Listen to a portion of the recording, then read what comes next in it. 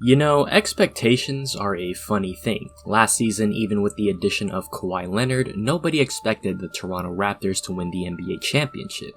Sure, they were a solid team, but a championship? No way.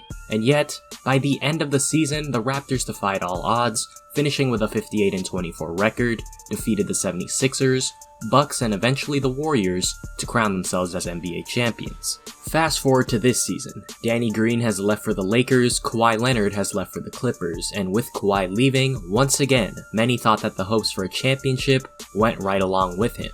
And yet, despite all the doubts, despite key guys missing games due to injury, the Raptors find themselves as the number 2 seed with a 47-18 record and on pace for a better record than the year before. And with that, let's dive into the second episode of Contenders vs. Pretenders. So, what makes the Toronto Raptors so great? There are many components to this, but I'd like to begin with their bread and butter, their amazing defense. First, let's look at what the numbers say. Defensively, the Raptors are arguably the best defense in the league, giving up just 106.5 points per game, which is the least in the league, and have the second best defensive rating as well at 105.2. They are also one of the most disruptive teams in the league, averaging 8.8 steals per game, which is second in the NBA. They give up the second least amount of points in the paint as well, showing how strong they are on the inside. Their defense is so good that they've held some of the NBA's biggest stars to some of their worst performances of their career. And what makes Toronto's defense so great? Let's look at their personnel. Their lineup is filled with a bunch of great defenders such as Kyle Lowry, Fred VanVleet, Pascal Siakam, OG Anunoby, Serge Ibaka, a former Defensive Player of the Year in Marc Gasol, Rondae Hollis-Jefferson, Chris Boucher, and Patrick McCaw. This is a very long, versatile, and athletic team, allowing for very few mismatches on the floor.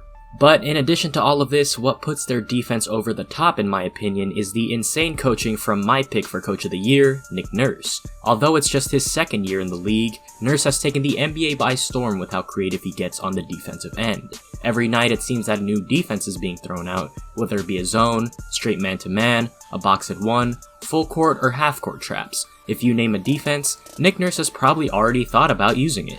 And honestly, it's a work of art seeing the Toronto defense. They're absolutely relentless, attacking ball handlers, rotating over to cover another guy, and disrupting the flow of opposing offenses and forcing them to switch up their entire game plan. There's a very high level of trust and respect between Nurse and his players. The fact that the players have bought into what people call his crazy schemes is what makes their defense all the more effective. Without this trust, the constant switching of defenses in the middle of games would definitely not work. And with this creativity and trust comes versatility, which is extremely important in the playoffs. With this, Toronto can play and plug in a variety of different lineups without seeing much drop-off in production as a result, and this keeps opposing teams on their heels because they don't know what to expect. With the perfect blend of high IQ veterans and athletic wings, along with a mastermind of a head coach, the Toronto Raptors have a near-perfect defensive system. And on top of their elite defense, the Raptors are one of the most deep and well-rounded offensive teams in the league as well. On the year, the Raptors are in the top half of the league in terms of points per game as well as offensive rating. 5 of their guys are averaging over 15 points per game, with 6 of them averaging over 10. With the departure of Kawhi in the offseason, there was a big question of who was going to fill that role of being the go-to scorer, but Pascal Siakam has seamlessly transitioned into that, averaging over 25 points per game before being slowed down by injuries. But on top of this, we've seen massive improvements in terms of raw scoring production from guys like Kyle Lowry, Fred VanVleet, Norman Powell, and OG Anunoby. And along with this, the bench has played to the best of their abilities, with guys like Terrence Davis, Chris Boucher, and Rondae Hollis-Jefferson all stepping up and becoming key contributors.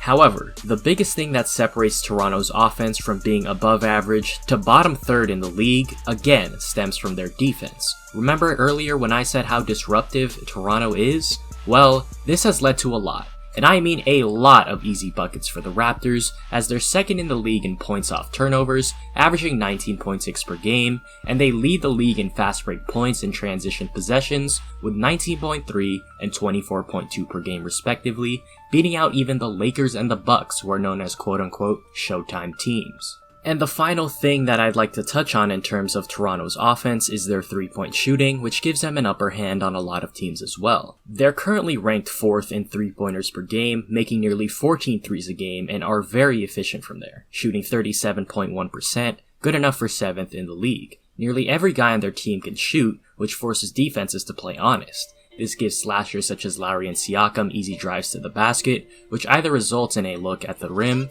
or the defense rotating over, which leaves capable 3-point shooters open on the perimeter. And finally, one of the most overlooked strengths of the Raptors is definitely their chemistry and championship experience, which are two things that are just unteachable. Looking at their roster from this year and the year before, aside from Kawhi and Danny Green, the Raptors have kept their overall core together, as well as nearly all of their staff. This is a team that knows how to play with each other, knows each other's strengths and weaknesses and how to play off these, and this team knows what is needed to win an NBA championship. Not a lot of teams have this in the league, and they know that the playoffs are an entirely different beast than the regular season. They've been in and know what it takes to get through some of the highest pressure situations in basketball, and they've played and experienced it on the biggest stage. They know what it takes to get there and will do their best to replicate it. However, while this team is very good and elite in some aspects of the game, they are not without their weaknesses and aren't the perfect team. And the biggest weakness that I see for Toronto is their overall efficiency. They rank just 20th in field goal percentage, shooting just 45.8% as a team, with key guys such as Lowry and Van Vliet hovering around that 40% mark. And when we're talking about the playoffs, where teams have several days and games to game plan about each other, we could see Toronto's efficiency drop even lower, as opposing teams can game plan their defensive attack around Toronto's offensive schemes. And when this happens, Toronto is definitely going to become over-reliant on their defense. And when thinking about the playoffs, you have to remember that the pace, more often than not, slows down, meaning there are less possessions overall and a lot more half-court sets. For the Raptors, this means less chances at running out in transition, which accounts for over 1/5 of their offense and a good portion of their easy buckets. And while I have faith in Nick Nurse, he's definitely gonna have to experiment with the offense come playoff time to see what gives Toronto the most success when not in transition.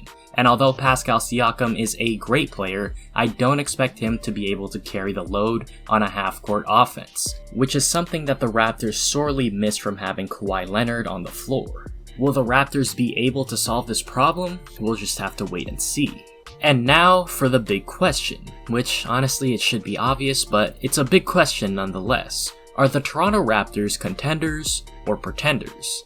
I think you know the answer. The Raptors are definitely contenders and have a very good shot at coming out of the East and winning back-to-back titles. It's a bigger chance than you think. Why do I have such confidence in the Raptors? Well, it's because of their elite defense, balanced attack of scoring, and 3-point shooting.